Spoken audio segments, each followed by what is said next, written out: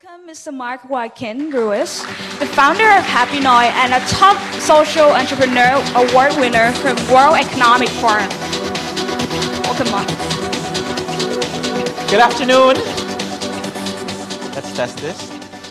Ooh, okay, great. Before I start talking about Hapinoy, I guess we heard from the speakers so far about the journeys that led them here. And it's great that I'm, speaking to a lot of business school students as well as social entrepreneurs. And actually, I really thought that my path was just straight out business.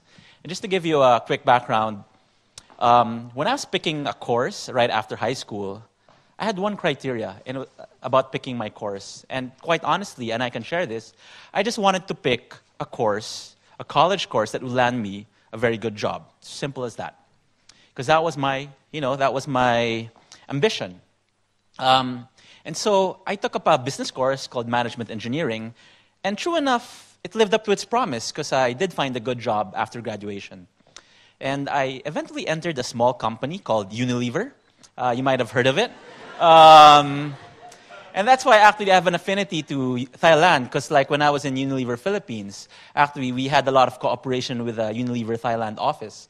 And let me tell you, Thai food, oh. But, 7 years working into this big multinational, don't get me wrong, it was challenging work. I loved it, the competition, the sense of achievement. But 7 years into it, actually as early as 5 years, I started wondering if that was really what I wanted to do with my life. And I always keep on going back to this moment when the office, the company had sent me to a global meeting in Chicago. And I was the youngest person there, and I was the only Asian. And with me were like people 10 to 15 years older. And I remember sitting in that table, because I was participating in the meeting, I remember looking at them and saying, if I work really, really hard, in 10 years, I could probably reach that position. And if I work even harder, maybe I could do it in 5. But then I realized that's not what I wanted to do with my life. And it was at that moment that I said, no. And my tip to a lot of people here is that when you come to this conclusion that this is not what you want to do with your life, then move on. Don't waste any time going on to the next chapter. And so I try to jump into the next chapter. And at that time, in the Philippines at least, there was no such thing as this conference. There was no competition. There was no term social enterprise. But there was one concept that I really wanted to do upon resigning. I just wanted to set up a business that could fundamentally help people. It was as simple as that. A business that could help people. And several years later, people tell me, that's a social enterprise. Yeah. Go figure. Okay? So I'm happy that path actually led me here to be in front of you and to share that story, and to share the story of Hapinoy, and how my experience in corporate and in business actually influenced a lot of the things that we're doing, and how that mix of business and social development can be a very powerful thing. So let me talk a little bit about what we do. Okay. We've heard it earlier. And we've heard it said that we operate actually in the last mile. And yesterday, in a lot of the amazing presentations we listened to, the last mile in the Philippine context, as it is in a lot of emerging markets, is really poor rural communities. Now, I remember visiting this community a few years back. And, in this household of 5, actually, what really struck me was there's a general lack of access. You talk about basic health care. This family, when somebody gets sick, they have to walk 2 to 3 kilometers just to get paracetamol, just for fever. And the behavior of people who live in such communities is that the sickness is just going to go away. And sometimes they don't realize that it could actually be more serious. Aside from that, there's lack of safe drinking water. And as you've seen in Sam's presentation, there are areas with no electricity and light, like this one. And so when you look at this problem, you're really looking at the problem of the lack of infrastructure. Okay. But the funny thing is they've got Coca-Cola. And I'm not kidding. You go into the poorest, most remote village, we call it barangay in the Philippines, and you will find Coca-Cola. And the reason Coca-Cola finds its way into this poor rural village is because of this phenomenon. And it's not just in the Philippines, okay? Called the Sari-Sari store. Now, do you call it Shouhui? Is that right? Shouhui? Okay, so the Shouhui, all right? All right, so the Sari-Sari store, like the Shouhui of Thailand, actually, is the smallest unit of retail in the Philippines. And there are 800,000 of these. Actually, the latest statistic I saw just before flying into here was that now they're saying there are 1 million. So in the Philippines, there is one Sari-Sari store for every 10 Filipinos. That's crazy. They're ubiquitous. But what interests me is that it's owned and run by a woman micro-entrepreneur. And when you look at all these Sari-Sari stores or Shouhuis together, then you're actually talking about existing infrastructure. Sometimes the temptation when trying to solve a problem is to throw a lot of money at it and build new things. But as entrepreneurs, sometimes you have to think, what can we build on? What are the creative resources already at hand that we can just tap in order to provide the solution? And for us, it was this. It was the existing infrastructure of hundreds and thousands of Sari-Sari stores. And so, we just basically asked the question, what if? What if we could take these Shouhuis, these Sari-Sari stores, organize, aggregate, and connect them into a network, okay, which then can become a channel to reach the poor. And that, my friends, is the Hapinoy Sari-Sari store program. So what do we do? Well, first, we're a store network. Okay. And we're connected and organized with microfinance institutions. You've heard from Michelle. We also work a lot with MFIs and NGOs who have a lot of these Sari-Sari stores already. In the Philippines, 15 to 20% of the loans that women get from MFIs actually go to set up businesses like this, Sari-Sari stores. So the first thing is we're a Sari-Sari store network. But if you ask me, more importantly, we're actually a community of micro-entrepreneurs. It is a human network. It is a human network made up of women. Okay? And we empower them with training, capital, and new business opportunities. What's up? Oh, okay. Okay. That's a secret I'll carry to my grave. Just kidding. Okay, so there are three. Okay, there are three. Okay. I think a lot of people would rather listen to that. I'm just kidding. All right, so, okay, maybe we could come up with a new presentation later. Okay. But training, capital, and new business opportunities. Now, a lot of you are starting out, and let me tell you that arriving at this clarity of what we do took us almost 4 years. Sometimes my co-founder and I, Bam, you saw in the video, joke that we're now on version 24 of Hapinoy. So it's just the way it is. You have to constantly iterate, adjust, and adapt. But now we're clear. We provide training, access to capital, and new business opportunities. And when talking about the training, we focus also on community store leaders, but also really at the grassroots. We do our training where the women are. And it's very, very powerful. Because now we've built up a lot of women who then teach our other Sari-Sari store owners what we call our Hapinoy ambassadors. Okay? But this is what excites me. Because when we think about Hapinoy, so there's one part which really supports and helps the women grow their business. And that, for me, is an extremely critical piece. But as we're able to organize and train more women, then we can actually have what I call an innovation platform to reach the poor. We're now able to bring quality of life goods to these communities. And when I think about Hapinoy, I actually also think about it in terms of technology. And I think Hapinoy is a smartphone. And it can be an iPhone or an Android phone. But I really think it's a smartphone.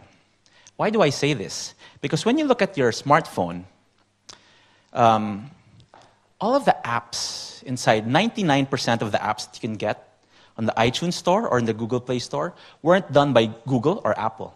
It was done by third-party developers.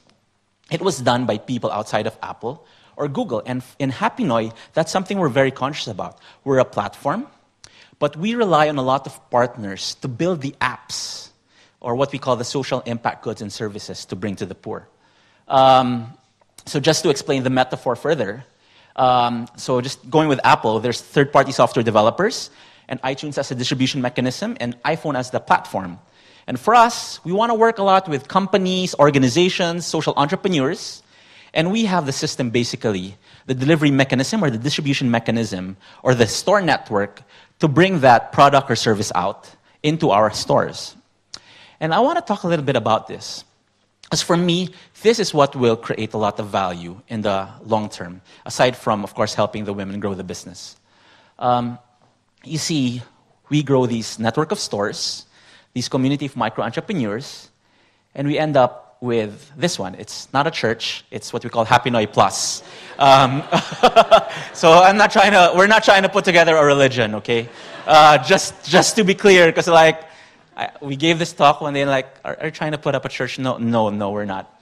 And we really want to focus our energies on 4 different areas, what we've identified. And I want to bring this to life with 3 concrete examples. So there's technology, there's health and wellness, there's nutrition and water, renewable energy. Pretty much the problems that I talked about in the earlier slide at the last mile. So you saw it in the video. We're working with telcos to create basically a mobile money platform.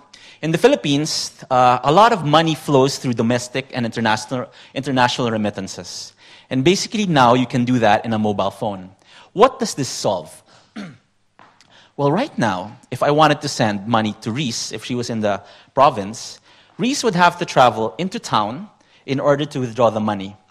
That would cost her $1 for the transportation. So that's $2 back and forth. The average domestic remittance size in the Philippines is around $20. So automatically, that's 10% just for transportation. And then the charge actually is another 5 to 7%. So when you look at that, the charge actually is around 17 to 20%, plus the travel time. But now you can do it on mobile phones, and now you can do it with Sari-Sari stores.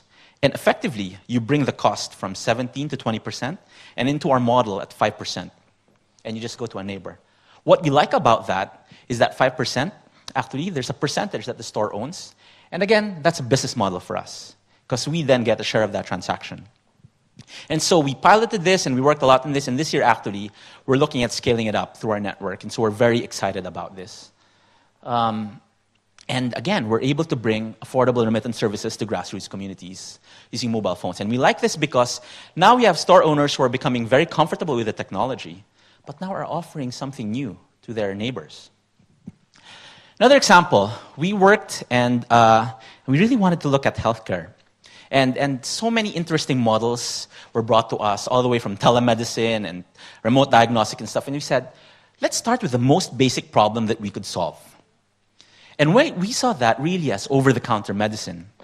And you see there's regulation in our Cheaper Medicines Act that now allows a Sari-Sari store to be able to dispense responsibly over-the-counter medicine, and only over-the-counter medicine, even without a pharmacist. And so we studied this. We won a grant from the Innovations for Base of the Pyramid, connected with a Canadian organization.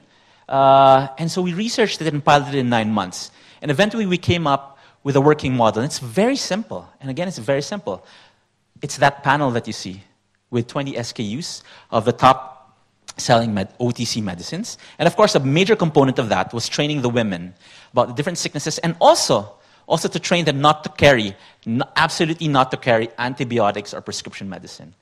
It's a 500 peso pack, it's $10. And they could fold it and bring it to their store.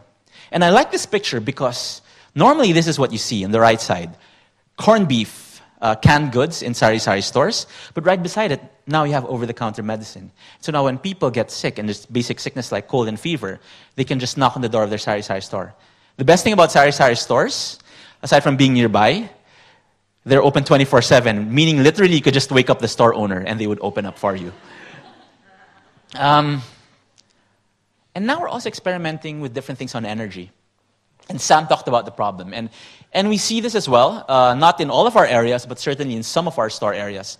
And actually, we've been working with a power company to pilot this model, and it's a solar charging station.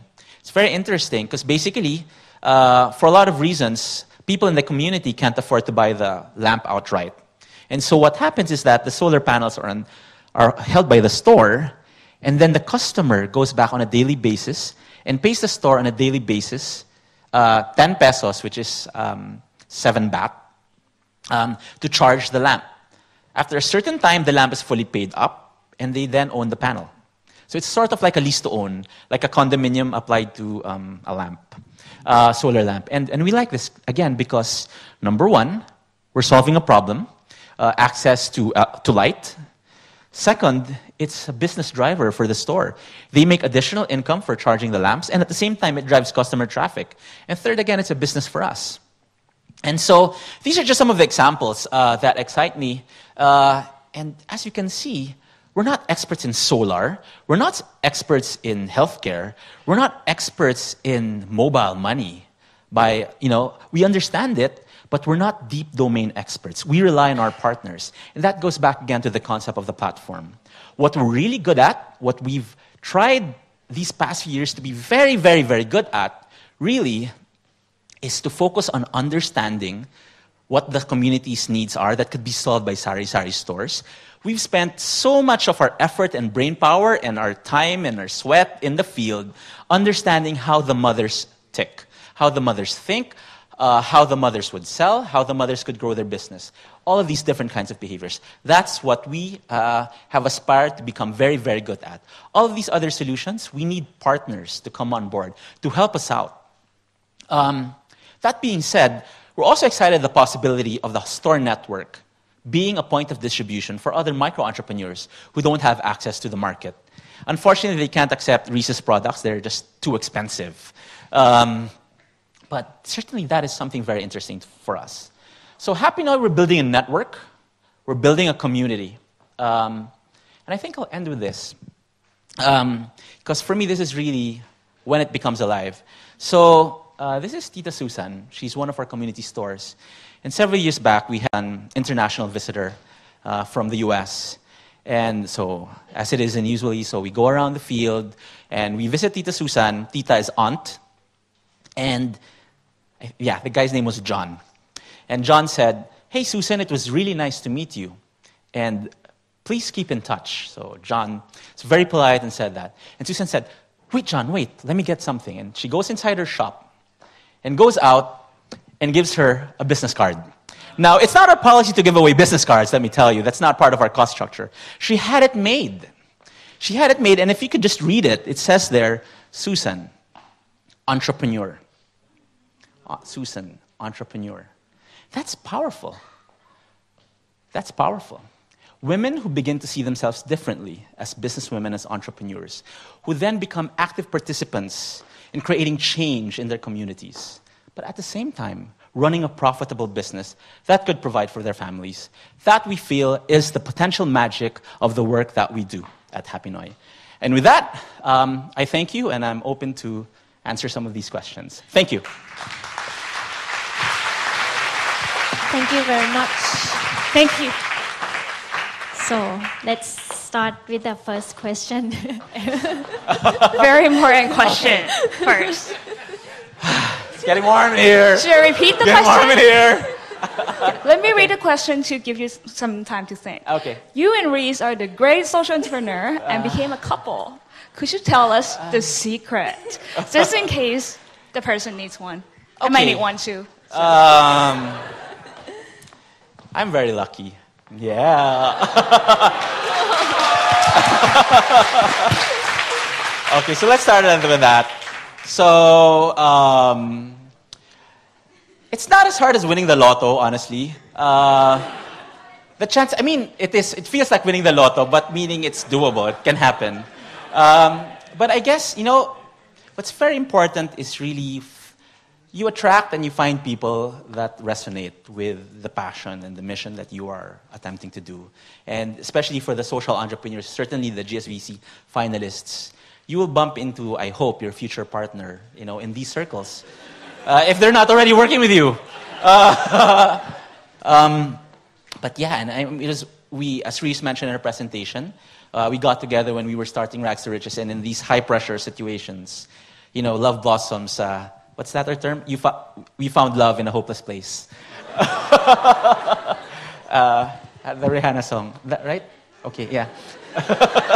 Yeah, so, but basically, again, but let me just share with you, I don't think the secret is so much finding a partner like that, but the secret is being conscious that you want to find a partner like that. Because it makes so many things easier. I also have another tip, just don't work with them. Separate work from family. You know what I mean? Like, it's very hard. Rags to Riches is what we really fight about, actually, when we get into work mode. Okay, Thank next. you for sharing. Very useful So come back for information. the business term. Because of the number of happy store increasing every year, do you think it will reach the saturation point? Yes. Actually, this is a very good point. That's why we don't start new ones. Okay, I mentioned the number earlier, that's 1 million. We've been able to reach, our distribution network can reach around 10,000. We consciously don't want to start new ones because the first order of battle is to convert and enroll the existing ones. The reality is they already exist. So many of them exist side by side. Even in a street, we'd find 5 of them. And our goal is not to obviously kill them. And our goal is not to add into that complexity anymore. And how do we address the saturation? Well, first, the saturation already exists, let me tell you. And that's why if you look at a lot of the stuff we're doing, we're trying to diversify the portfolio of the stores. And we don't imagine that everybody will be mobile money point or everybody will be a healthcare point. That's why our job is to come up with a lot of options, such that in that row, you can find a Hapinoy shop specializing in business A, and a Hapinoy shop specializing in business B, and then business C, and so on and so forth. We have to accept that reality that already too many of them exist. We just have to be able to provide more options. Okay. So I believe you have the question. Next question would be, does Tesco Lotus exist in the Philippines? Yeah. Because that kind of kill a lot of mom and pop stores in Thailand. So if you can share. That's okay, and exactly, and this is the point actually. So if you look at the model, the capital of the Philippines is Manila. So we're not in cities, we're in rural areas. Because we do recognize that when hypermarkets or these kinds of shops open up in an urban area, then that really has an effect into these small shops. And that's why, by strategy as well and by design, and because we also want to go to the last mile, we're really in the more rural areas where they don't exist. Now, and again, it goes back again to diversifying what the store is and what the store can do in terms of products and services. Because if you put a shop beside like a large Tesco-like supermarket, it's going to lose, But there are a lot of strengths for a Shosway or a Sari-Sari store. One, it's very near to the community. It's almost like an extended pantry. But secondly, there's also the facility of the customer intimacy that a large supermarket will never be able to replicate. But certainly, we do recognize that. And that's why, for us, one, we're in rural areas where it's uneconomical for a large hypermarket to set up. But secondly, as early as now, is really to build this pipeline of new products and services to allow the store to differentiate. Find your own strategic location kind of thing. Yes. Last question. Do you have any policy to avoid too many Hapinoy stores in the same area? That's what I was answering. So our policy is just not to add more to the mix already, since there are already too many. Thank you, Mark. Thank you very much.